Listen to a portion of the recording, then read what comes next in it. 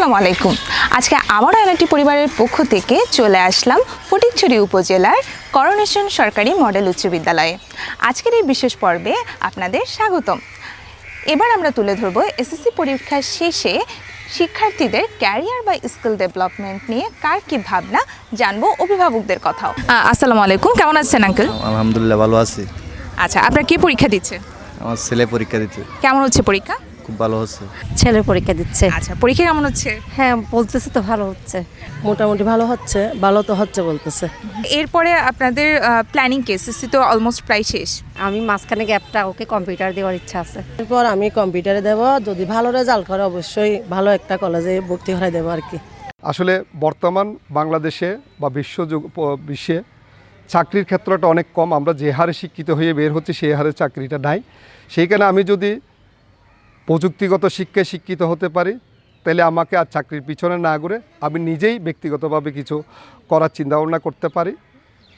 সেই হিসেবে আমি সবাইকে ওটাই বলবো যে আমাদের যে এরকম শিক্ষা থাকি না কেন, আমাদের কিছু প্রযুক্তিগত শিক্ষা, যেটা হাতে কলমে শিক্ষা, যার যেটা পারে সেটাই যদি আমরা নির্দিষ্ট পড়ালেখার পরে যদি আমি সেই শিক্ষাটা অর্জন করতে পারি, আমি মনে করি এটাই সবার জন্য বেটার। আপনি কি জানেন যে কমার্স থেকেও ডিপ্লোমা ইঞ্জিনিয়ার হওয়া যায়? জানি না, অবশ্যই এখন জানলাম। আচ্ছা, আমাদের যে প্রতিষ্ঠান মুরাদপুরে এনআইটি, ওখানে এই ধরনের সুযোগ আছে যে ডিপ্লোমা করা যাচ্ছে। এখন কমার্স হোক, আর্টস হোক, অর্থাৎ অন্য ব্যাকগ্রাউন্ড থেকে হলেও এসএসসির পরপর 4 বছরে কোর্স করে ডিপ্লোমা ইঞ্জিনিয়ার হওয়া যায়। এই উদ্যোগগুলোকে আপনি কিভাবে দেখেন? এই উদ্যোগগুলো অবশ্যই ভালোই ভাবতেছি। এখন শুনেও ভালো লাগতেছে যে জিনিসটা দিয়ে কিছু করা যাবে। আপনাদের কি কেউ পরীক্ষা দিচ্ছে? হ্যাঁ, আমার বোন পরীক্ষা দিচ্ছে। আমরাও এসেছি ক্যান্টিনে।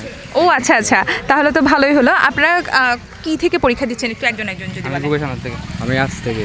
আচ্ছা, দুইজন দুই সেক্টরে। ভোকেশনাল সম্পর্কে আমি যদি একটু জানতে চাই যে আপনি কেন ভোকেশনাল সেক্টরে গিয়েছেন? আমি ভোকেশনাল সেক্টরে গিয়েছি এসএসসির পরে 4 বছর কোর্স করে ইঞ্জিনিয়ার হওয়ার জন্য। পরীক্ষা কেমন হয়েছে? জি আলহামদুলিল্লাহ ভালো হয়েছে। সবার ভালো?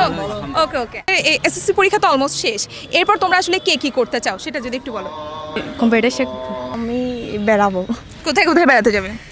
ঘুরতে যাবো, প্ল্যান আছে এমনি বাসা সবার সাথে। আমি এসএসসি ফ্রিল্যান্সিং কোর্স করতে চাই। আগে রেজাল্ট দেখি কিরকম হয়।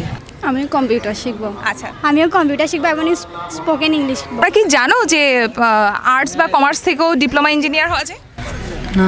কি জানো যে কমার্স থেকেও ডিপ্লোমা ইঞ্জিনিয়ার হওয়া যায়? না, এই যে আমি এখন তোমাদেরকে জানালাম, এটা কেমন মনে হচ্ছে?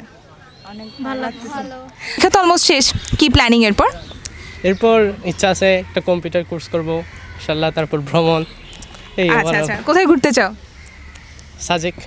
ওকে। আর কম্পিউটার কোর্স কেন করতে চাচ্ছ? কারণ বর্তমান সময়ে দেখা যাচ্ছে কি একটা হাতের দক্ষতা, হাতের কাজের অনেক কারিগরি দক্ষতা অনেক বেশি প্রয়োজন। কারণ আপনি একটা চাকরি করতে চান, সেখানে এটা অনেক বেশি প্রয়োজন।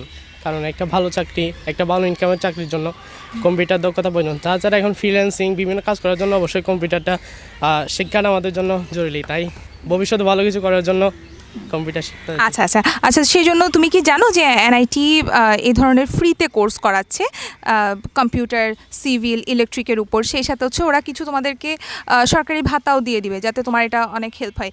এই ধরনের উদ্যোগকে তুমি কীভাবে দেখছো?